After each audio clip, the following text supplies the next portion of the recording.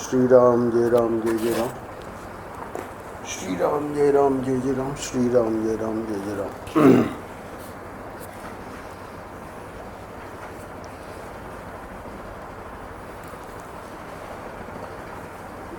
आनंद रस रत्नाकर 23 जून का पृष्ठ जो है वो भक्ति योग। परंतु जी महाराज श्री का भक्ति योग इस समय भी चल रहा है 3:30 से 4:30 के बीच में। और ये जो प्रवचन हम पढ़ने जा रहे हैं, मतलब ये जो आज का पृष्ठ 23 जून का पृष्ठ, तो इसमें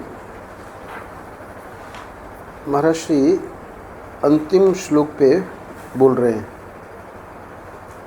श्रीमद् भगवद गीता के 12वें अध्याय का अंतिम श्लोक है, उसी पे बोल रहे हैं। शीर्षक है आज के पृष्ठ का, 23 जून के पृष्ठ का, भगवान व्यापारी नहीं हैं। तो भगवान व्यापारी नहीं है, वो अंत में इसका भाव आएगा पृष्ठ के अंत में। यहाँ शुरू में महर्षि बता रहे हैं, श्लोक है, ये तु धर्म्यामृतमिदं यथोक्तं पर्युपासते श्रद्धाना मत परमा भक्तास्ते तीव मे प्रियाः। भगवद गीता। तो इसको खोल लो दरवाजे को, हो गया उसका।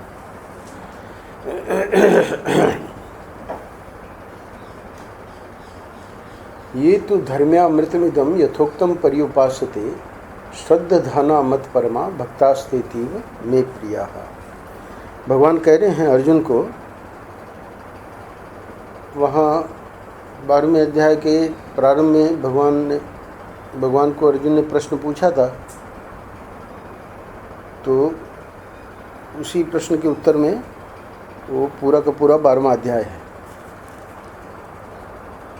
तो वहाँ एक तो निर्गुण उपासना जो करते हैं वो श्रेष्ठ हैं, या जो सगुण उपासना करते हैं वो श्रेष्ठ है। प्रश्न का स्वरूप ये है। 12वें अध्याय के प्रथम श्लोक में अर्जुन का जो प्रश्न है, तो भगवान ने बताया कि सगुण उपासना करने वाला ही श्रेष्ठ है, क्योंकि निर्गुण उपासना कठिन है। जिनको देहाध्यास है उनको निर्गुण उपासना बनेगी नहीं, तो इसलिए सगुण उपासना ही श्रेष्ठ है। तो फिर वहाँ भगवान शंकराचार्य जी ने अपने भाष्य में लिखा है कि जो ये तो भक्ति का प्रसंग हो गया ना, इसीलिए 12वें अध्याय का नाम ही भक्ति योग है। ठीक है, भगवान ने उसकी प्रशंसा कर दी सगुण उपासना की, पर भगवान शंकराचार्य तो अद्वैत के आचार्य हैं ना, तो अपनी ओर से वहाँ प्रश्न उठा के उसका उत्तर दिया है उन्होंने। वही भगवान स्वयं जब सगुण उपासना को श्रेष्ठ बता रहे हैं, तो ज्ञान की स्थिति क्या है? ज्ञान के आचार्य हैं ना, तो ज्ञान की स्थिति क्या है? ज्ञान को फिर किस कक्षा में रखेंगे? बहुत बढ़िया उत्तर देते हैं, स्वयं प्रश्न उठा के उत्तर देते हैं कि ज्ञान में बड़ा छोटा नहीं होता है। ज्ञान जो है वो तो अद्वितीय है ना, तो अद्वितीय होने में उसमें तुलना नहीं है कि भाई दो चीज़ इसमें श्रेष्ठ कौन है, और समझ गए ना। ज्ञान तो कल मैं बता रहा था ना कि एतद् बुद्ध्वा बुद्धिमान स्यात्। महर्षि कह रहे थे समझदारी से काम लो, तो समझदारी से काम लो में हमने यही बताया कि ये समझदारी क्या है, जिसमें कि बुद्धि जो है उस बुद्धि का जो पर्यवसान है, बुद्धि का पर्यवसान ज्ञान में है। तो वहाँ ज्ञान में कुछ द्वैत है ही नहीं। तो जहाँ द्वैत है वहाँ तो तुलना हो सकती है, तो जहाँ अद्वैत है उसमें तुलना किससे करोगे? कोई है ही नहीं दूसरा। तो इसलिए बड़ा बढ़िया वहाँ भगवान शंकराचार्य जी ने दिया है। और इसीलिए फिर ये प्रश्न उठा कि भाई ऐसा तो हो ही नहीं सकता कि भगवान जो है सिर्फ सगुणोपासना के बारे में बोल दें और बाद में ज्ञान के बारे में कुछ नहीं कहें। तो 13वें श्लोक से लेकर 20वें श्लोक तक जो बताया है वो पूरा का पूरा ज्ञानी भक्त के बारे में ही है। यानी जिस व्यक्ति विशेष ने साधना की है और भक्ति के मार्ग से, जैसे परम पूज्य महाराज श्री ने ईश्वर साक्षात्कार पर्यंत साधना करके और फिर ज्ञान में प्रवेश किया, तो ऐसे जो ज्ञानी भक्त हैं उनकी विशेषता के बारे में तो ज्ञानी भक्त के बारे में भी बड़ा विचित्र लिख दिया, मतलब भगवान ने विचित्र कह दिया। क्या? देखो सुनो, कह रहे हैं स्वयं महर्षि बताएंगे। तो कह रहे हैं, इस पहले श्लोक का अर्थ कर रहे हैं जो आखिरी श्लोक है।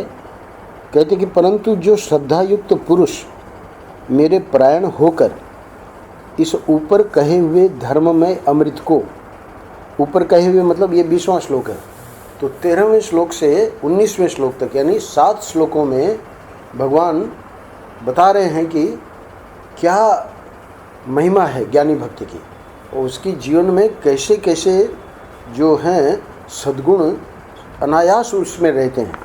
तो उसी के लिए कह रहे हैं कि अभी ये जो श्रद्धा युक्त पुरुष है उसमें तो नहीं है, तो कह रहे हैं कि कोई बात नहीं, वो श्रद्धा युक्त है ना और वो मेरे परायण है, तो भगवान अब उसकी महिमा कह रहे हैं।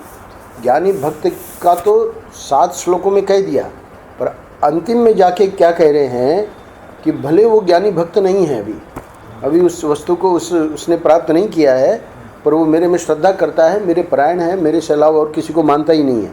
तो कह रहे हैं कि इस ऊपर कहे हुए धर्ममय अमृत को, तो ऊपर तो 7 श्लोकों में तो बड़ी ज़बरदस्त महिमा गाई है ज्ञानी भक्ति की, उस अमृत को निष्काम प्रेम भाव से सेवन करते हैं वे भक्त मुझको अतिशय प्रिय हैं।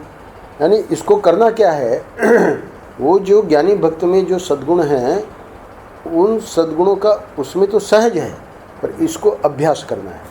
ये जो श्रद्धा में जो साधक है, जो श्रद्धा करके भगवान कह रहे कि मेरे परायण रहता है, तो वो उसका साधना में उसकी मतलब जो जो उसके जीवन में है, ज्ञानी भक्त के जीवन में, उसको वो चाह रहा है कि वो मेरे जीवन में आ जाए, तो उसके लिए वो उसका पूरा प्रयास है। वही बता रहे हैं इस श्लोक में कि वो प्रेम भाव से सेवन करते हैं। कौन? ऐसे जो श्रद्धा युक्त पुरुष है ना, जो कि मेरे परायण होकर और इस धर्म में अमृत को निष्काम प्रेम भाव से सेवन करते हैं। बोले उनमें तो अनायास है अभी हमारे जीवन में आ जाए, ऐसा उसका मतलब प्रयास है। तो भगवान उनके लिए कह रहे हैं कि वो भक्त मुझको अतिशय प्रिय है। अब ये बात यहाँ विशेष है, जब 7 श्लोकों में ज्ञानी भक्ति की महिमा बताई, वहाँ अतिशय प्रिय नहीं कहा। वो मुझे प्रिय है, वो मुझे प्रिय है, वो मुझे प्रिय है, पर ये जो श्रद्धा से कर रहा है उसके लिए कह रहे हैं कि वो अतिशय प्रिय है। अब देखिए महर्षि कह रहे हैं, भगवान के शब्द यहाँ ध्यान देने योग्य हैं। जो ज्ञानी भक्त हैं जिनमें अद्वेष्टा सर्वभूतानाम आदि गुण विद्यमान हैं, उन्हें तो भगवान ने केवल प्रिय कहा, और जिसमें वे गुण अभी आए नहीं हैं उन्हें अपने में लाने का प्रयत्न कर रहा है, जिसे अभी भगवान मिले भी नहीं हैं। केवल श्रद्धा करके जो भगवान के परायण हुआ है उसे भगवान अति प्रिय कह रहे हैं। ये बात कुछ अटपटी जान पड़ती है। अरे भाई, वो जो आपको प्राप्त हो गए हैं है ना, तो वो आपको अति प्रिय होने चाहिए। ये केवल श्रद्धा करके जो भगवान के परायण हुआ है उसे भगवान अति प्रिय कह रहे हैं, तो ये बात कुछ अटपटी जान पड़ती है। पर महर्षि कह रहे हैं कि अटपटी नहीं है। क्यों अटपटी नहीं है? सुनो, यहाँ विचार करें तो यह स्पष्ट हो जाता है कि यह भक्त अभी शिशु के समान है। इसको अति प्रिय क्यों कह रहे हैं? क्योंकि ये जो भक्त है वो अभी शिशु के समान है, अभी ये चलने का प्रयत्न कर रहा है, इसे प्रोत्साहन की आवश्यकता अधिक है। अब ये विचार करने से पता लगेगा, ऐसे ऊपरी देखेंगे तो कहेंगे बड़ी अटपटी बात है। तो अब इसको और स्पष्ट करके अगले पैराग्राफ में महर्षि समझा रहे हैं, स्वयं समझा रहे हैं। जो ज्ञानी भक्त हैं जिन्होंने भगवान को प्राप्त कर लिया है, भगवान के सौंदर्य माधुर्य का जो रसास्वादन कर रहे हैं, उनका प्रेम यदि भगवान से है तो इसमें विशेषता क्या है? अभी इनका प्रेम मनोहरी पे ज़्यादा क्यों है ना? क्योंकि वो इनको पता है ना भाई गोविंदानंद को क्या प्यार करना है। इसलिए हम कह रहे हैं कि भाई थोड़ा उधर ही अतिशय प्रेम कर रहे हो, है ना, इनको वही नहीं कुछ। तो कह रहे हैं कि जो ज्ञानी भक्त हैं जिन्होंने भगवान को प्राप्त कर लिया है, भगवान के सौंदर्य माधुर्य का जो रसास्वादन कर रहे हैं, उनका प्रेम यदि भगवान से है तो इसमें विशेषता क्या है? उनका प्रेम भगवान से न हो तभी आश्चर्य की बात होती। भाई ज्ञानी भक्त भी है और बिल्कुल नीरस है ना, कोई उसमें आनंद नहीं। बोले नहीं, तब तो आश्चर्य की बात होगी। पर ज्ञानी भक्त है और उसको सौंदर्य माधुर्य का रसास्वादन करता है ना, भगवान से प्रेम है, तो वो कोई विशेषता नहीं है। अद्वेष आदि गुण उनमें स्वभाव से ही आ गए। वहाँ 33 गुण भगवान ने गिनाए 7 श्लोकों में, तो वो 33 गुण अद्वेष्टा स्वर भूता नाम, इसलिए अद्वेष से शुरू किया ने, आदि से मतलब उसको लेकर और बाकी के 32। तो अद्वेष्टा सर्वभूतानां मैत्र करुण एव च निर्ममो निरहंकार सम दुख सुख क्षमी संतुष्ट सत्तम योगी यथात्मा दृढ़ निश्चय मयि अर्पित मनो बुद्धि यो मद भक्त समय प्रिय। ऐसे करके भगवान ने 7 श्लोकों में 33 गुण है ना एक साथ गिनाए। तो कह रहे हैं कि वो जो गुण हैं अद्वेष आदि, वो तो उनमें स्वभाव से ही आ गए हैं। अब उनके लिए उनको कोई प्रयत्न नहीं करना पड़ रहा है ना। इसके लिए भी उन्हें कुछ करना तो पड़ता नहीं है। जिसने सब में ईश्वर का दर्शन कर लिया वह किसी से द्वेष नहीं करता, तो बड़ी बात क्या करता है भाई। द्वेष तो हमें तब होता है ना कि भाई ये व्यक्ति अच्छा है, ये व्यक्ति खराब है, क्योंकि सब जगह ईश्वर दृष्टि नहीं है। उसने कहा ना महाराज जी को कि भाई आप भिखमंगों को बढ़ावा दे रहा है। बोले भाई तेरे को भिखारी दिखते होंगे, हमको तो परमात्मा दिखता है। तो ईश्वर दर्शन जिसको हो रहा है उसकी दृष्टि में थोड़ी है कि वो साधु हैं, ये भिखमंगे हैं, है ना।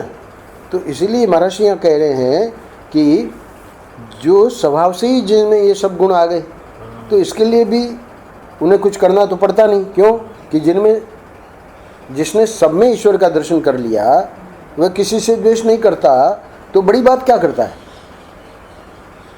है ना। लाला क्या कहेंगे महाराज के लिए कि भाई वो बड़ी बात क्या कर रहे हैं, यही कहेंगे। लाला तो विचित्र है ना, क्योंकि इनको प्रेम करना है हम लोगों से, है ना, जो कि अभी शिशु हैं।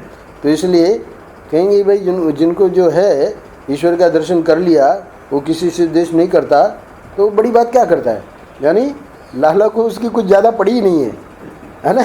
लेकिन जिसने ईश्वर को देखा नहीं, अब देखो हम लोगों की कक्षा आ गई, लेकिन जिसने ईश्वर को देखा नहीं, उसके सौंदर्य माधुर्य का रस जिसने पिया नहीं, और देखिए यद्यपि देखा नहीं, यद्यपि सौंदर्य माधुर्य का रस नहीं पिया, फिर भी केवल सुनकर, है ना, कथा में सुना, क्या सुना, क्या सौंदर्य है, क्या माधुर्य है ना। उनके सौंदर्य माधुर्य के सामने कुछ नहीं है। जैसे जैसे कथावाचक सुनाते हैं, है ना, उस सुनी हुई बात में श्रद्धा करके ईश्वर के परायण हो गया। देखिए धनुर्दास जो थे, उनको रामानुजाचार्य जी को उस सौंदर्य का दर्शन कराना पड़ा, तब जाके उसकी वो वहाँ से मोह हटा। तो छाता लेके वो जो है देवी जी उल्टा चलता था। तो धनुर्दास ने बुलवाया और फिर कहा कि भाई उससे बढ़िया सौंदर्य तेरे को दिखा दे। तो बोले कोई बात नहीं, हम उससे फिर प्रेम कर लेंगे, है ना, इसको छोड़ देंगे। तो भगवान रामानुजाचार्य जी ने ठाकुर जी को कहा, और ठाकुर जी ने ऐसा सौंदर्य प्रकट किया कि धनुर्दास तो, है ना, समझ गया कि भाई अभी इस सौंदर्य से बढ़कर कुछ नहीं। हमेशा हमेशा के लिए रामानुजाचार्य जी के अनुगत हो गया वो। तो उनकी बात छोड़ दो जिन्होंने सौंदर्य माधुर्य का दर्शन कर लिया, पर इसने तो सिर्फ सुना है अभी, है ना, रस पिया भी नहीं। और केवल सुनकर उस सुनी हुई बात में श्रद्धा करके ईश्वर के परायण हो गया, है ना। धनुर्दास का ईश्वर परायण हो जाना इतनी बड़ी बात नहीं है। पर ये जो व्यक्ति जिसने अभी कुछ भी नहीं, न देखा, न ईश्वर को, न कुछ पिया, और सिर्फ कथा सुन के ईश्वर से प्रेम करने लगा, तो कह रहे हैं कि उससे ईश्वर को अत्यंत प्रेम होना ही चाहिए, है ना। अब वो जो लाला जो है वो अतिशय प्रेम कर रहा है, ये जो 20वें श्लोक में कह रहा है लाला, है ना, तो वो बिल्कुल ठीक कह रहा है। क्यों?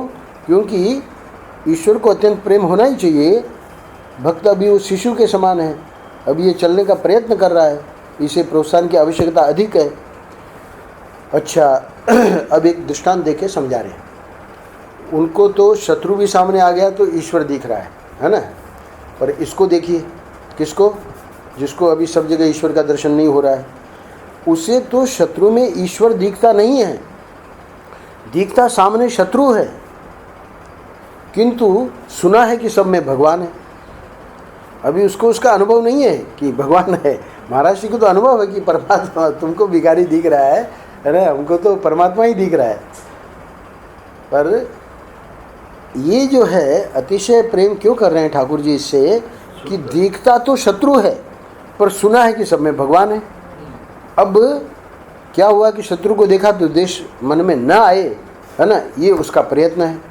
तो इसलिए शत्रु के प्रति द्वेष मन में न आए, इस प्रयत्न में लगा है। तो भगवान को ऐसा बालक, प्रयत्नशील श्रद्धालु भक्त अतिशय प्रिय है। अब अंत में महर्षि बताएंगे कि भगवान व्यापारी नहीं है ना। ये इसलिए मुझे बहुत बढ़िया लगा कि ये, इसीलिए शीर्षक भी मैंने यही दिया, भगवान व्यापारी नहीं है। व्यापारी क्या करेगा भाई, जैसे जो आया है।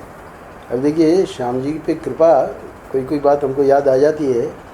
वो व्यक्ति जिसने, है ना, कोई किसी प्रकार का व्यवहार नहीं किया ठीक तरह का, वही व्यक्ति जब वृंदावन आ गया, है ना, श्याम जी पीछे नहीं हटे। श्याम जी ने बिल्कुल इसका कोई वो नहीं किया कि भाई उसने ऐसा व्यवहार किया। व्यापारी हमेशा भाई उसने ऐसा व्यवहार किया, हमको क्या, हम भी उपेक्षा कर देते, है ना। पर भगवान अतिशय प्रेम श्याम जी से क्यों करते हैं? क्योंकि देखते हैं ना कि भाई देखो कितना प्रयत्नशील है। भगवान को ऐसा बालक, प्रयत्नशील श्रद्धालु भक्त अतिशय प्रिय है। श्याम जी का तो नाम ले रहा हूँ, मतलब जो भी इसमें प्रयास करता है, हमारी रचना जो है कैसे कैसे झेल लेती है, कोई मामूली बात थोड़ी। बड़े बड़े मतलब धुरंधर शूरवीर लोग जहाँ फेल है तो अतिशय प्रेम करते हैं ठाकुर जी ऐसे लोगों को, है ना। साधक भक्त नन्हे बच्चे की भांति है। अब परम पूज्य महाराज जी समझा रहे हैं कि साधक भक्त जो है वो नन्हे बच्चे की भांति है। माता पिता अपने सभी पुत्रों से प्यार करते हैं। भाई ये नहीं कहा जा रहा है कि ज्ञानी भक्त से प्यार नहीं कर रहे हैं लाला, वो सभी पुत्रों से प्यार करते हैं, किंतु छोटे बच्चे पर उनका स्नेह स्वाभाविक ही अधिक होता है। होना ही होना है। भगवान प्यार तो ज्ञानी भक्त को भी करते हैं, ऐसा नहीं कि नहीं करते हैं, किंतु इस साधक भक्त को अतिशय प्यार करते हैं। जिसमें भक्ति अत्यंत पुष्ट है उससे तो कम प्रेम, और जो भक्ति प्राप्त करने के मार्ग में चल रहा है उसे अधिक प्यार। ये बात साधारण व्यक्ति को उल्टी लग सकती है ना। महाराज जी ने पहले ही कह दिया कि ये बात कुछ अटपटी जान पड़ती है। किसको? साधारण व्यक्ति के लिए ये उल्टी लग सकती है, पर विचार करने पे ये बात बिल्कुल समझ में आएगी कि लाला क्यों हम लोगों को इतना ज़्यादा प्यार करता है ना। लेकिन भगवान व्यापारी नहीं है कि भक्ति के बदले में अपने स्नेह का सौदा तोल तोल कर देवे। वे तो ये देखते हैं कि अधिक प्रोत्साहन देने की किसे आवश्यकता है। तो उनको पता लग गया कि भाई अधिक प्रोत्साहन तो इन्हीं को देना पड़ेगा, है ना। देखिए आज आ भी गए कृपा करके। ये जो दृष्टि हुए ना वेदांत के, उसके बाद शांति से